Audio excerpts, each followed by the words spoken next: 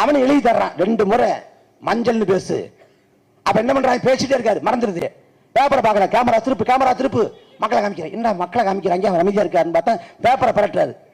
காத்து அடிச்சு இந்த பக்கம் போயிருது. இதை படிக்கிறதா இப்படி ஒரு கட்சி தலைவர் அவரை நம்பிக்கிட்டு போறான். அவருக்கு தாங்க ஓட்டு போடுவோம். ஏங்க அவர் கியூட்டா இருக்காரு.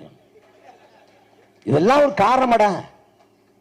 அழகனுக்கு ஓட்டு போடணும்னா ஆணழகம் போட்டுல எவன் நிக்கிறானோ, அன்றாடம் நிக்கிறானோ அவனை கூப்பிட்டு அவனுக்கு ஓட்ட போட்டு விடு.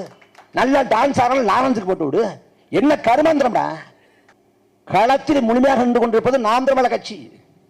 காவிரி சிக்கல், முல்லை பெரியாறு, பாலாறு, கச்சத்தீவு, மீத்தேனு, ஹைட்ரோகார்பன், 8 வழிச்சாலை, உயிர்மருத்துவ கோபுரம், அணுகுல, அணுக்களி மையம், எல்லா மக்கள் சிக்கலையும் மக்களோடுன்றது களத்தில் நாம் தமிழர் கட்சி.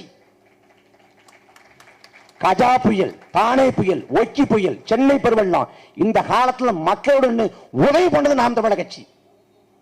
நாங்க களத்தில் நிற்கிறோம்.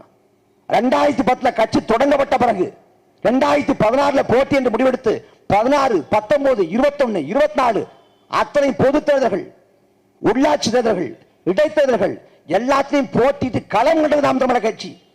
எத்தனை தோல்வி வந்தாலும் சரி, எத்தனை அடக்குமுறை ஒடுக்குமுறை ஏவினாலும் சரி, களத்தை விட்டு நகராது இருக்கிறது நாம் தமிழர் கட்சி. அது எப்படி தெரியுமில்ல பாஸ், நான் ரொம்ப சோகமா இருக்கேன், ஆறுதல் தெரிவிக்கணும், கிளம்பி வரீங்களா? நான் இப்போ உக்கிரமா இருக்கேன், போராட்ட மோட்ல இருக்கேன். போராட்டக்காரங்களை கூப்பிடுங்க, நான் ஆதரவு வைக்கிற மாதிரி இருக்கேன். சட்டமன்ற உறுப்பினர் என்ன ஆகும்? சபாநாயகர் கூப்பிட்டு நான் சபை நிகழ்ச்சியில் பயக்கணும் ரொம்ப ஆவலா இருக்கேன், நீங்க என்ன பண்றீங்க? ஒரு கால் டாக்ஸி பிடிச்சி ஃபைல போய் எடுத்து வந்து பணம் இருக்கு, இங்கே சட்டமன்றத்தை நடத்திக்குவோம். தமிழ்நாட்டின் சாப கேடுங்க. நடிகன் வேற, தலைவன் வேற. களத்தில் மக்களுக்காக உழைக்கிறவன், பாடுபடுகிறவன் தலைவன், நடிக்கிறவன் நடிகன். நடிகனை பாரு, பொழுதுபோக்குறதுக்கு பாரு, மகிழ்ச்சியா இரு, தப்பு இல்ல. அவனுக்கு ஓட்ட போட்டு தொங்கிடாத. கமலஹாசன் ஓட்ட போட்டு என்னாச்சு? எங்க போற கமலஹாசன்? நான் மையமாகத்தான் நிற்பேன்னாரு. எங்கன்னாரு? உதயநிதி நிற்கிறாரு, ஸ்டாலின் நிற்கிறாரு, மையமா நிற்கிறாரு.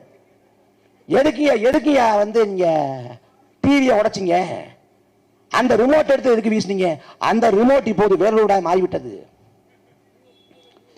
நாம் உணர்ந்து எழலனா, நாம் திருந்தலனா, இந்த இனம் வரலாற்றில் தடமில்லாத அழித்தொழிக்கப்பட்டுரும்.